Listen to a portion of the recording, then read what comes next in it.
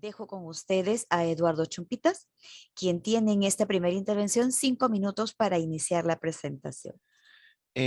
Bueno, hay muchos cambios que se están generando con las NIF. Las NIF, pues, estas normas contables se caracterizan por tener muchos cambios continuamente en cada año, cada 2 años, propio pues de las sugerencias que existen en el comité del IASBI, quienes reciben pues sugerencias de inversores o de todos aquellos que toman decisiones sobre los estados financieros.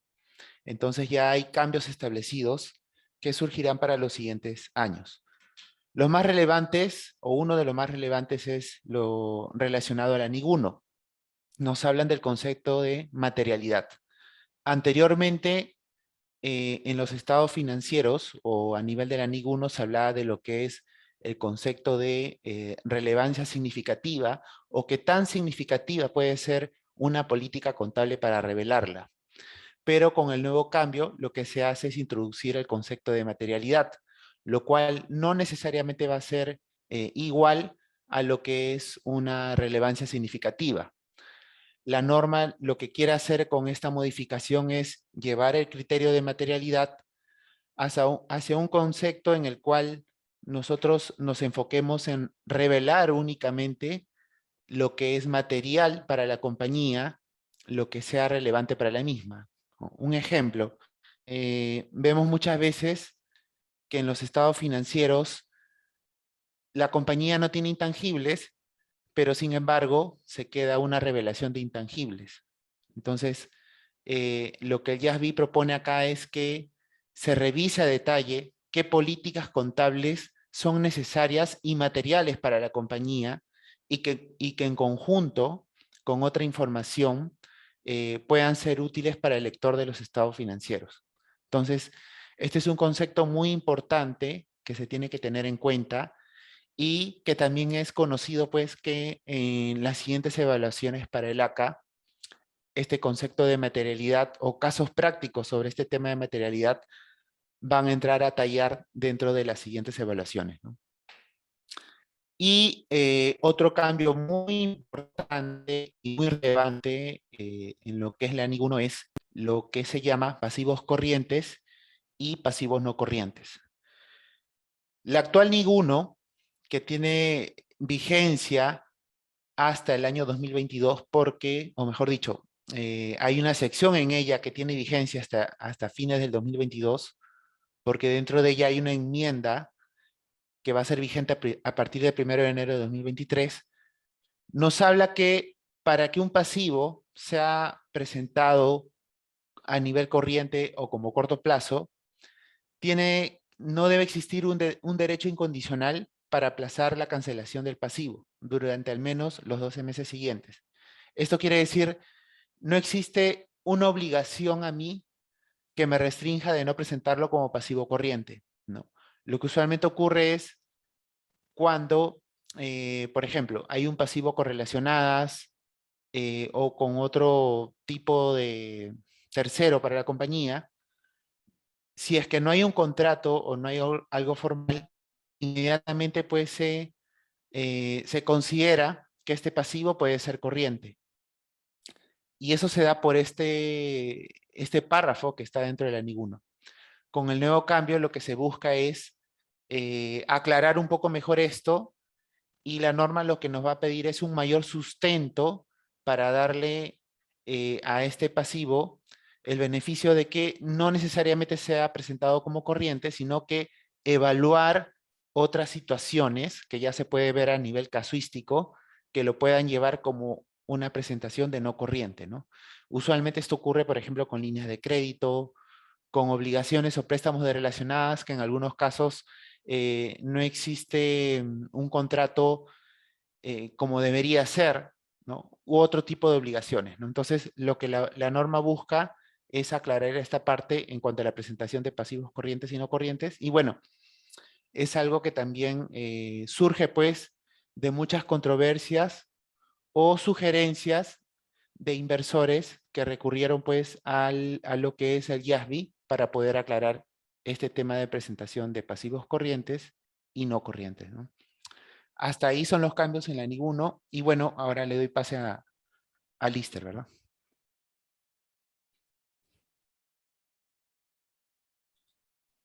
Buenas noches, Eduardo. Muchas gracias. Por favor, me dan pase para poder entrar al material.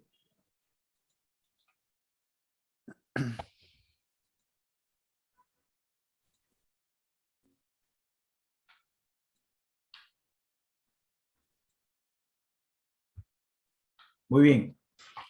Como nos comentó Eduardo, ha visto la parte de la NI 1. Bienvenidos a todos los colegas de otros países, también de Perú. La verdad es una grata alegría tenerlos presentes. Ya con el diplomado que empieza el 27 de septiembre, seguramente tendremos que abordar a fondo todo el tema de las normas, los cambios que han habido, y naturalmente para el tema de poder acceder a las certificaciones del ACA y el ICAWE, realmente es importantísimo saber los detalles de cada norma, porque en los exámenes, ya por la experiencia, a veces hay preguntas totalmente mínimas, pero sin embargo es importante para la certificación. Entonces, por esa razón que este diplomado está direccionado a todas las personas que quieran y necesitan tener una certificación internacional. Por ello que hoy día solamente es una introducción, para efecto de tenerlos el 27 ya con todos los cursos. Hay 17 expositores, ahora somos solo 2, pero hay 15 más que están esperando ya iniciar las clases el próximo 27. Muy bien, en ese sentido, ya los objetivos de la especialización ya lo tienen, ustedes han recibido la gran mayoría ya la introducción de este diplomado. Lo que me corresponde a mí es hablar el cambio que ha habido en la norma de ingresos. Esto ya es conocido porque la norma de ingresos entró en vigencia, la nueva norma del NIF 15, el año 2018. Por lo tanto, no ha habido muchos cambios. Sin embargo, es importante revelar de que esta NIF 15 reemplaza pues a la NIF 11 y a la NIF 18. Porque con la NIF 18 y la NIF 11 se contabilizaban transacciones, ¿no? Y ahora se contabilizan contratos con clientes tales como son celebrados con base al contrato individual. Antes no era así. Y es importante también manifestar que antes para los bienes habían el cumplimiento de sí o sí para registrar un ingreso.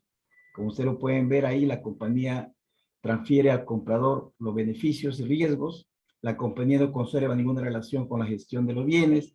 El impuesto de los ingresos ordinarios debe ser medido confiablemente. Es probable que la compañía reciba beneficios económicos asociados con la venta. Y los costos incurridos por incurrir relacionados con la venta pueden ser medidos confiablemente. Y para servicios eran 4 requisitos. Sí o sí tenía que cumplirse, como usted lo ve acá.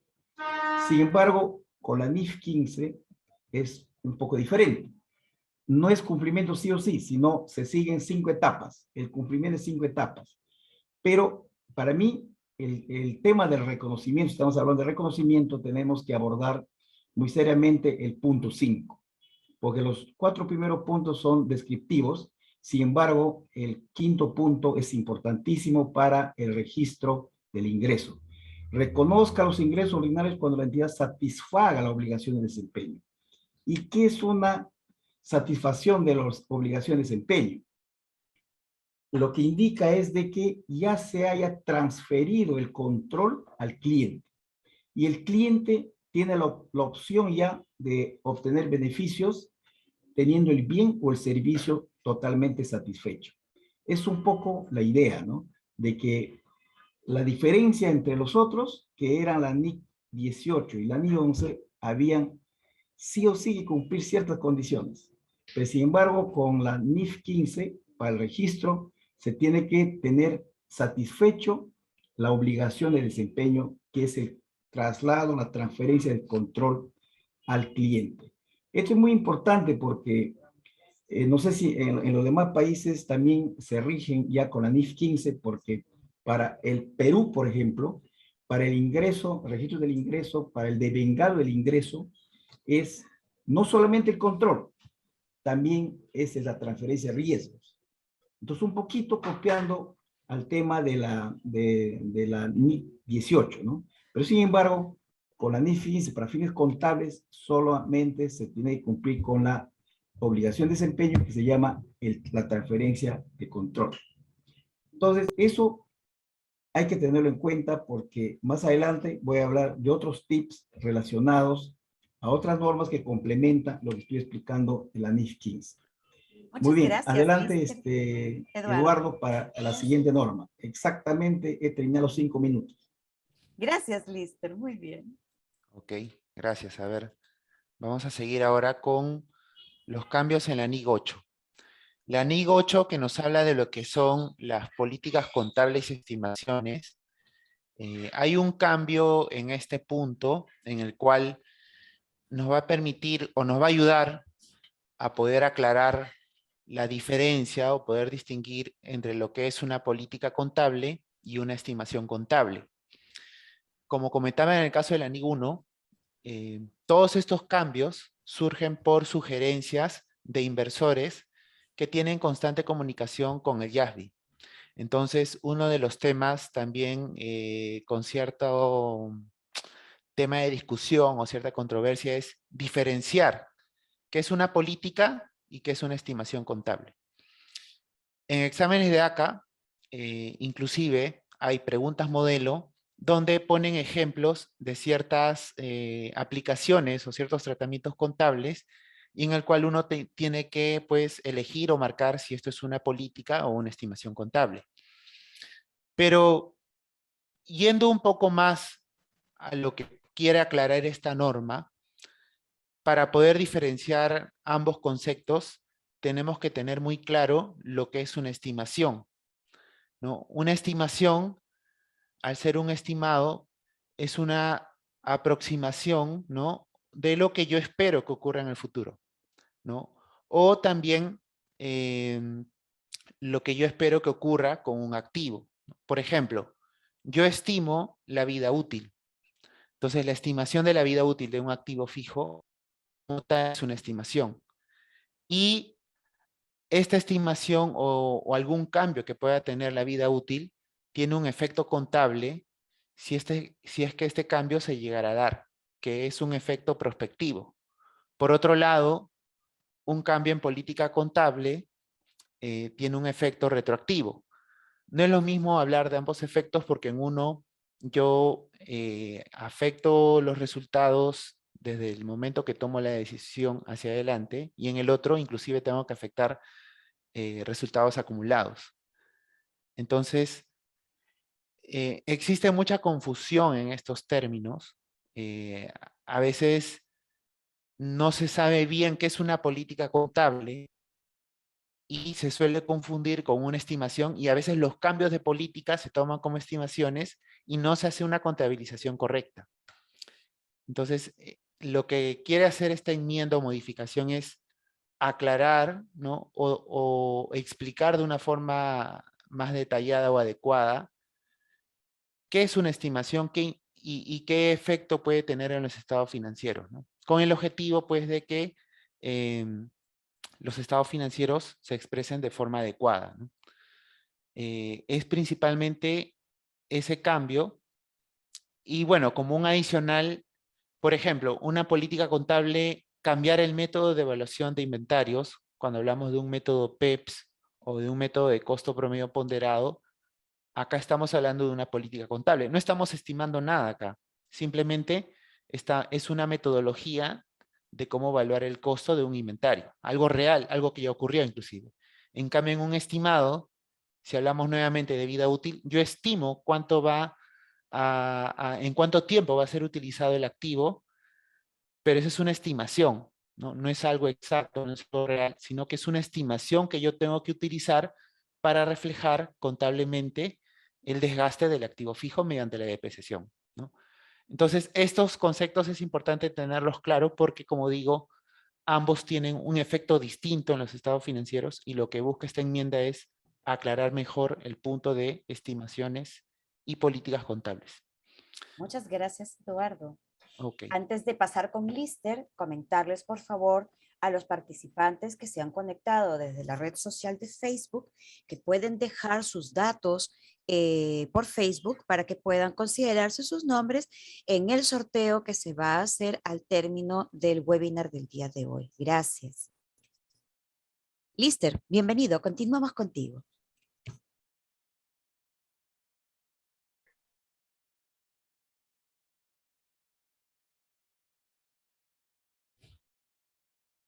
Estoy igual. Tu audio está apagado, Lister. Le decía Muy bien. que estaba con ganas de hacer 3 horas, pero ya que son 5 minutos, vamos para adelante. Muy bien. La que nos corresponde ahora conversar es referente a la NIF 16 arrendamientos. Los cambios en la norma de arrendamiento, ¿no? Los arrendamientos, esta norma ya es vigente desde el año 2019. Entonces, sin embargo, es importante hacer remembranza porque hay ciertos temas que todavía están no tan claros. Hacer un poco de recordar de la NIF 17, ¿no? ¿Qué era la NIF 17 antes? La NIF 17 trataba de 2 tipos de arrendamiento, el arrendamiento financiero y el arrendamiento operativo. Lo que ha cambiado sustancialmente es el tema del arrendamiento operativo. Y también habría retroarrendamiento, ¿no? Como un tercer modelo de arrendamientos. Pero básicamente el retroarrendamiento casi se ha eliminado con la NIF 16, porque se ha convertido ahora en un instrumento financiero de pasivo que lo convierte, ya se analiza con la NIF 9. Entonces, la NIF 9 lo va a ver Eduardo en el momento de hacer el diplomado. Muy bien. Entonces, el arrendamiento financiero casi no ha cambiado, pero sin embargo, el arrendamiento operativo sí, porque antes el arrendamiento operativo era meramente un gasto, ¿no? Un gasto por arrendamiento, como ustedes ven acá. Sin embargo, si nosotros hacemos una comparación entre la NIF 16 y la NIF 17, la NIF 17 con todas sus interpretaciones decía que los arrendamientos financieros por parte del arrendatario reconocen como activo y pasivo. Eso es casi igual con la NIF 16. Sin embargo, arrendamientos operativos por parte del arrendatario era un gasto operativo. Entonces, pero ahora con la NIF 16, ese gasto operativo ya no existe con la NIF 16 porque todo arrendamiento operativo ahora se ha convertido, de acuerdo al contrato, a un activo por derecho de uso, pues derecho de usar un activo. Y al generar el derecho en base al plazo del contrato, de toda la obligación se trae a valor presente y se convierte en un activo por derecho de uso. Y su contracuenta es la obligación por arrendamiento. Entonces, y los gastos van a ser ya no ahora por gastos de servicios, sino un gasto por amortización. Y también va a haber un gasto por intereses. Eso es el gran cambio que ha habido. Pero ha habido ciertas excepciones, por ejemplo, por importes, ¿no? O por tipo de activos menores. O sea, no entra en esta norma la NIF 16 aquellos arrendamientos operativos, por ejemplo, que son menos de 12 meses, o que estén arrendándose activos menores, por ejemplo, hasta se ponen ejemplos, o equipo de cómputo, teléfonos, y también se dio ya en la práctica un monto referencial de $5,000. Entonces, esos montos no entrarían en la NIF 16, continuarían siendo como arrendamiento operativo.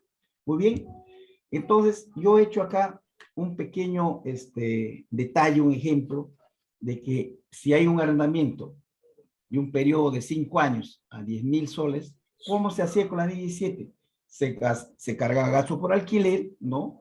Y con una cuenta por pagar y luego se hacía el pago contra bancos y se acabó. Pero sin embargo, con la NIF 16, que raro, ¿no? Nos hacen trabajar mucho más, que hay que contabilizar por el derecho de uso de todos estos 10,000 por todo el contrato, que plazo del contrato traído a valor presente y se convierte en un derecho de uso, en este caso 42,000, con una obligación financiera.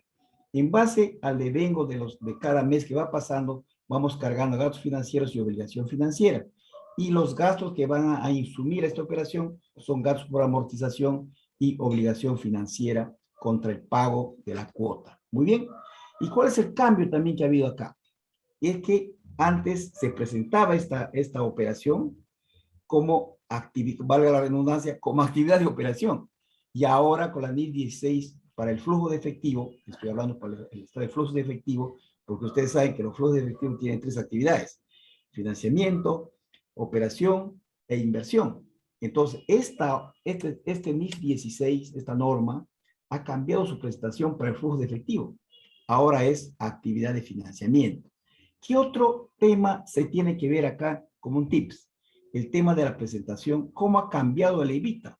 Miren ustedes, como ya no hay gastos operativos, acá arriba, ustedes ven acá en la lámina, ahora los gastos están abajo. Por lo tanto, el EBITDA, mira, el EBITDA sube ahora.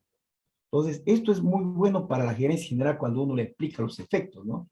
Entonces, por eso que es muy importante interpretar bien el tema del registro y el tema de la presentación de los estados financieros. Entonces, creo que con esta pequeña aclaración más lo vamos a ampliar cuando lleguemos ya al diplomado. Adelante, mi estimado Eduardo. Gracias, Lister. Ok, gracias. A ver, vamos a seguir. ¿Podrían darme el acceso ahí para compartir?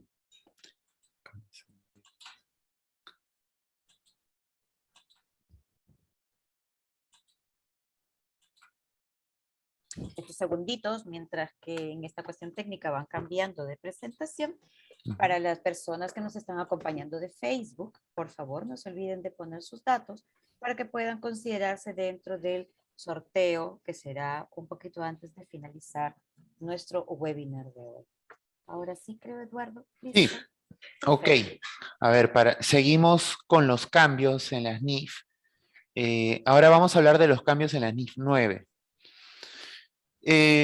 Solo ahí para complementar los cambios comentados anteriormente, tanto en la NIG 1 como en la NIG 8, son obligatorios a partir del 1 de enero del 2023.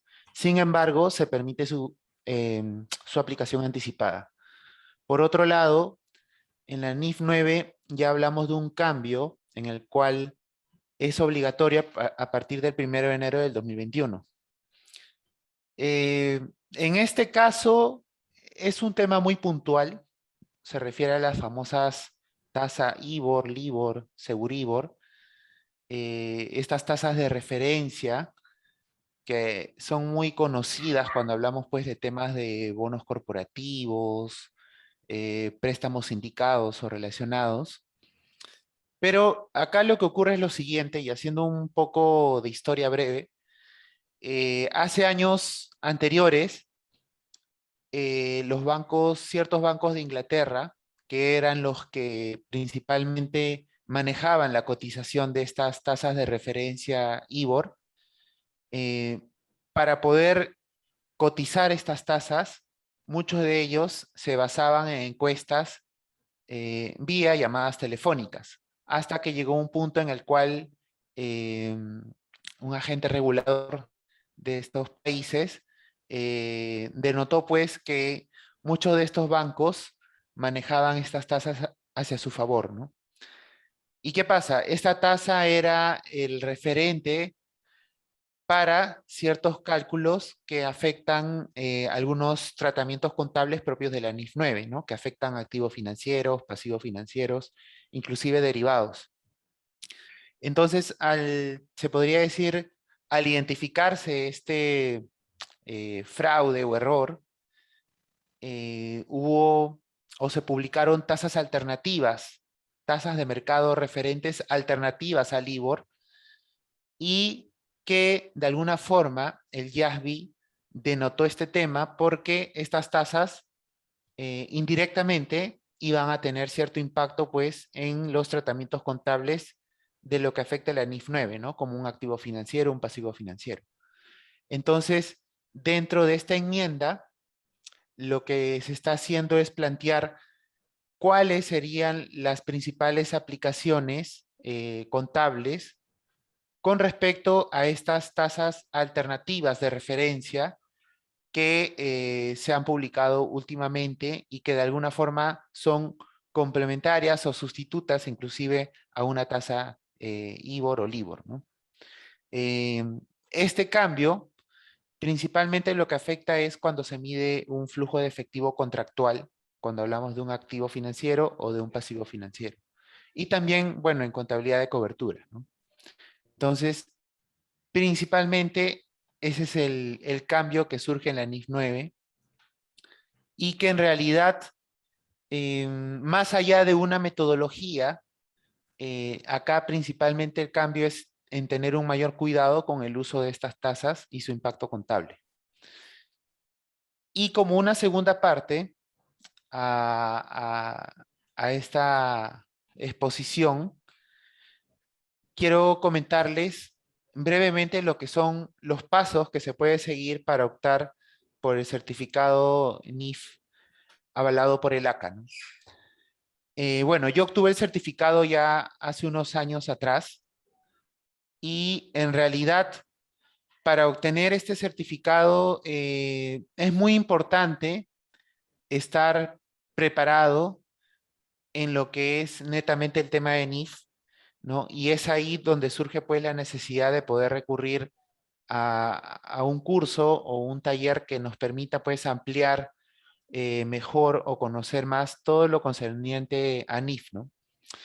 ¿Y por qué es necesario llevar un curso, no? O sea, en realidad, dentro del examen de certificación del ACA, no son las típicas preguntas que se puede hacer en un examen típico de contabilidad de universidad, sino que hay preguntas que de por sí misma tienen un cierto grado de dificultad, ¿no? O a veces uno puede tener la pregunta planteada, puede ver varias alternativas, uno puede pensar que es una alternativa así a simple vista en base a lo que uno puede entender inicialmente, pero en realidad la respuesta es otra porque detrás de eso hay otro análisis que se debió hacer.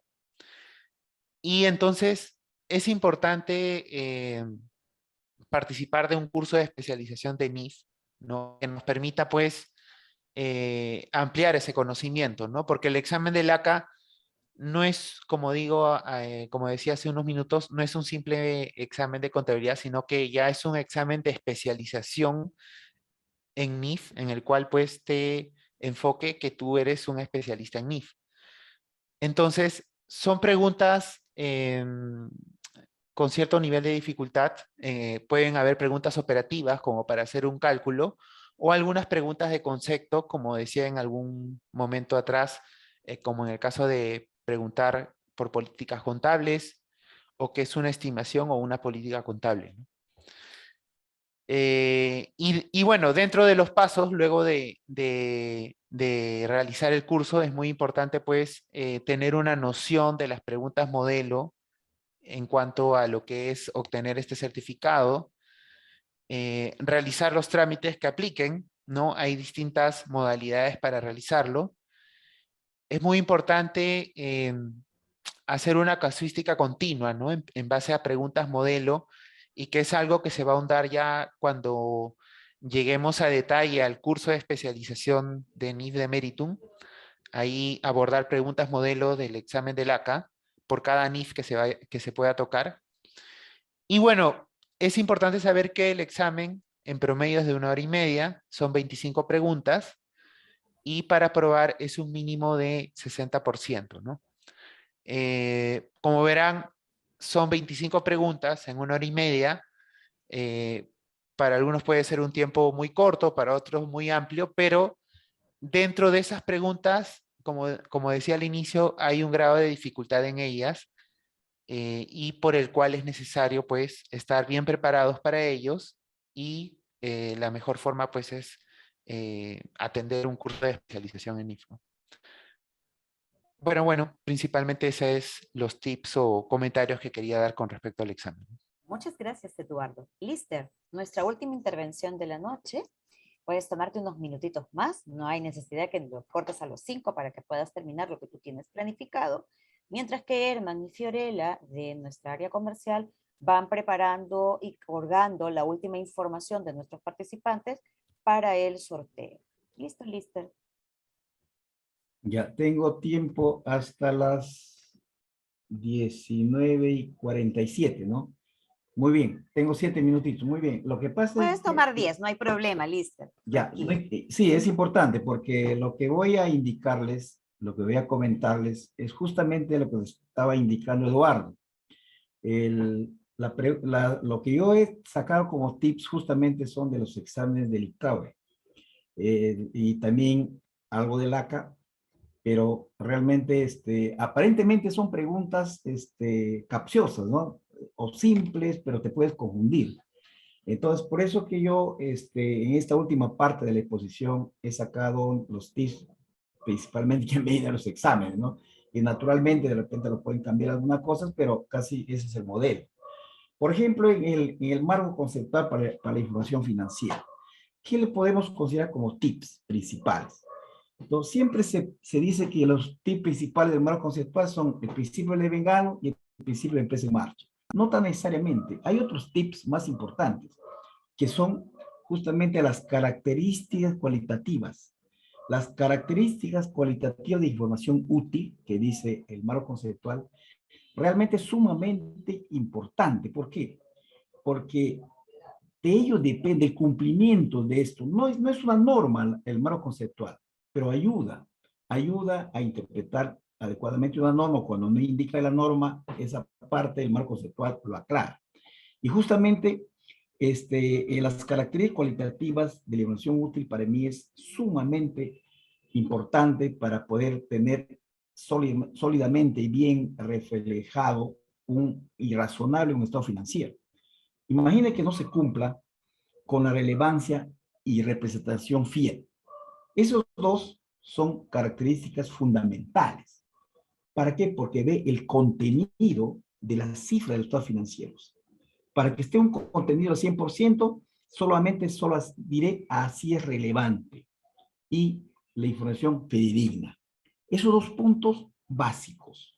Y luego hay otra característica que son la presentación y mejora de la información que está en los estados financieros. Y para ello no podemos descuidarnos de qué? De la comparabilidad. ¿Cómo analizo un estado financiero si no comparo un año con otro? Tiene que ser comparable. Entonces, yo pido a mi analista que me haga un estado financiero, me trae el estado financiero del año, y no es así. Tiene que ser comparable para tener referencia, para poder ver si hay razonabilidad entre un año y otro. Entonces, es importante la característica cualitativa. Y la otra, importantísimo, por cierto, me pide el gerente general mi estado financiero el día 2, pero yo lo presento el 10. Ya no es oportuno. Entonces, la oportunidad es también importantísimo en la presentación de los estados financieros. Y luego vienen los complementarios, que es la oportunidad, la comprensibilidad, la verificabilidad. Pero eso, para mí, dentro del marco conceptual, son lo más elementales. Naturalmente, hay que cumplir pues con el principio del devengado, que los hechos ocurren en el momento que se realizan, no cuando se cobre o que se pague. Y el otro tema que últimamente está pues en el día a día, ¿no? Es el tema del principio de empresa en marcha. Con el tema del COVID-19, muchas empresas tienen que evaluar esta situación, las gerencias generales.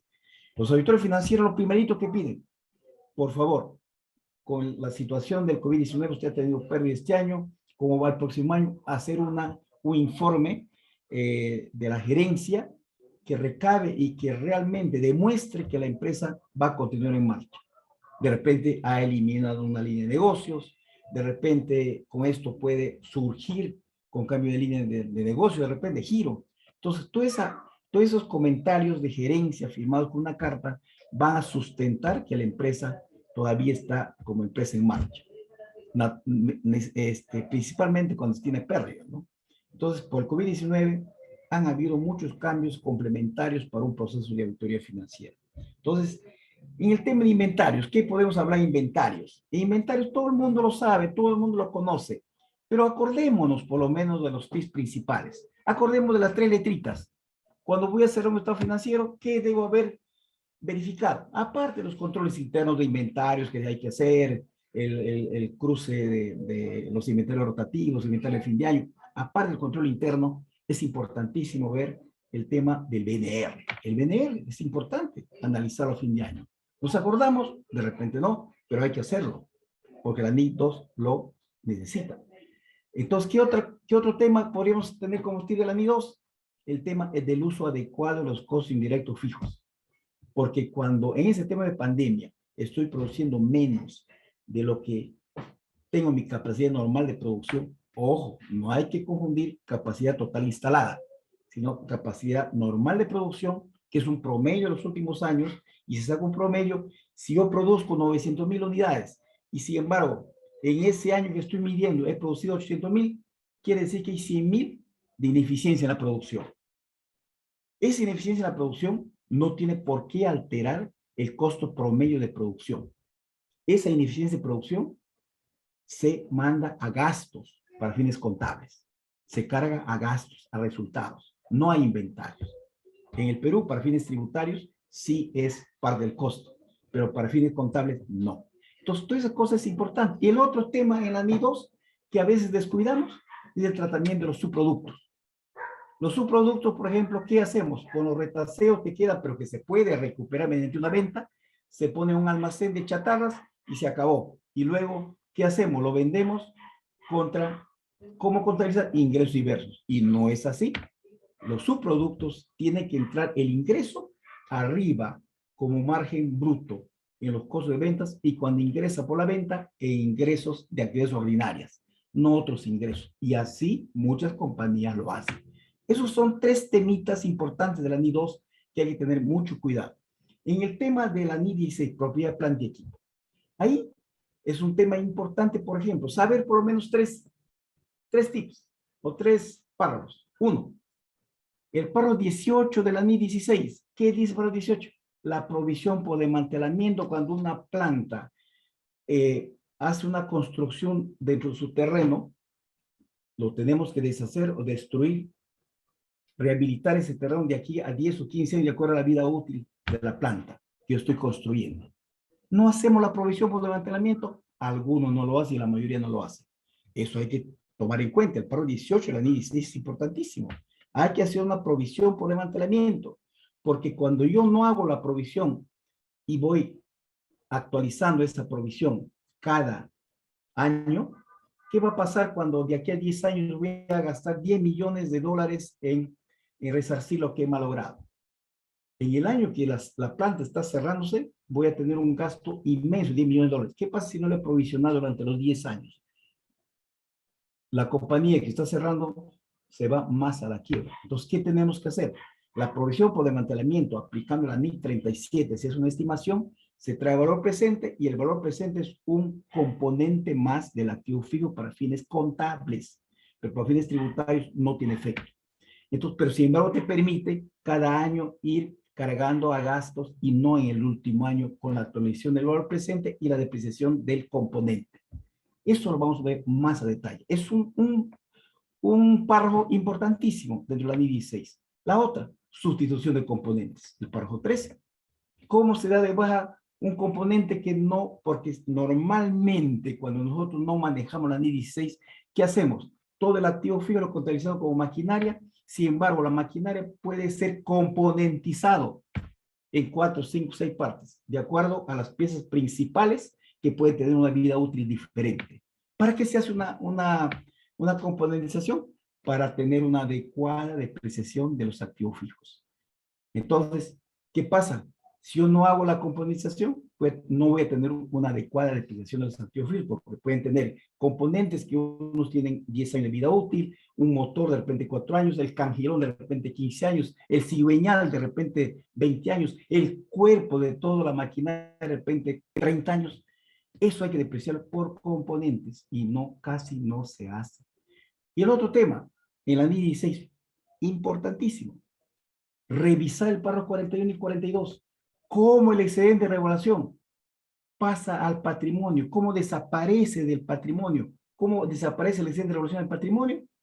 Mediante la depreciación del activo revaluado o mediante la desapropiación. No necesariamente la venta, desapropiación. Yo puedo desapropiarme, lo fondeo, lo regalo, lo que sea, pero en ese momento que el activo se desapropie, todo el excedente de regulación pasa a utilidades retenidas.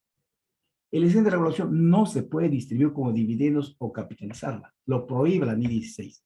Todas esas cosas tenemos que revisarlo. Y otro tema importante en propiedad planta y equipo. ¿Hacemos la revisión todos los fines de año, las vidas útiles de los activos fijos? Casi no la hacemos. Sin embargo, el párrafo 51 de la 16 dice, por favor, usted tiene que revisar las vidas útiles de los activos fijos. ¿Por qué?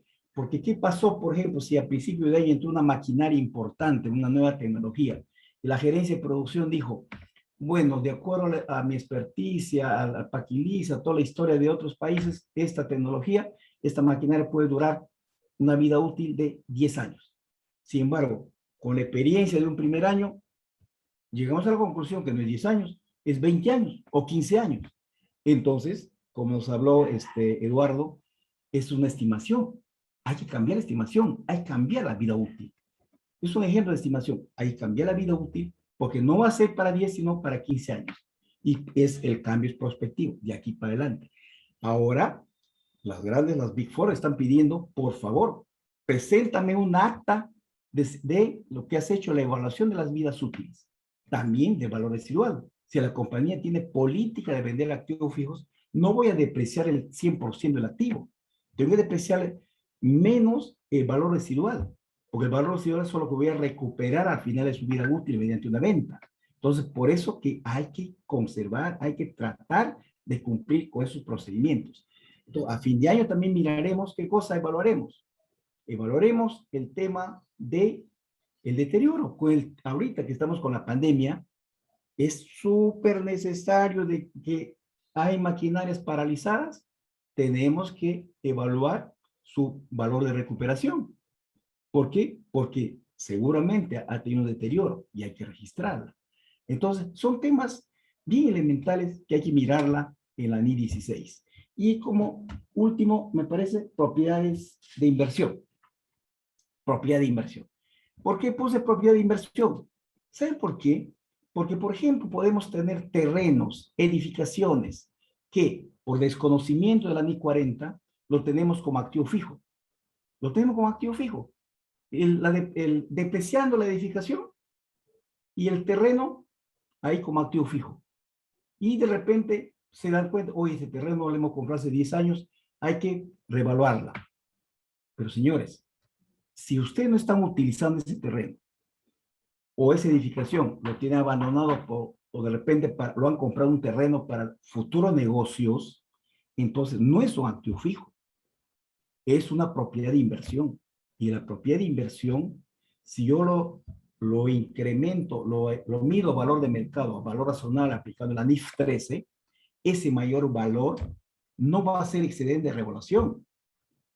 Si sería excedente de revaluación, sería con la NI 16, pero en el caso de la NI 40, propiedad de inversión, no es excedente de revaluación. Yo lo hago una tasación, valor de mercado, ese mayor valor, ¿dónde va a ir?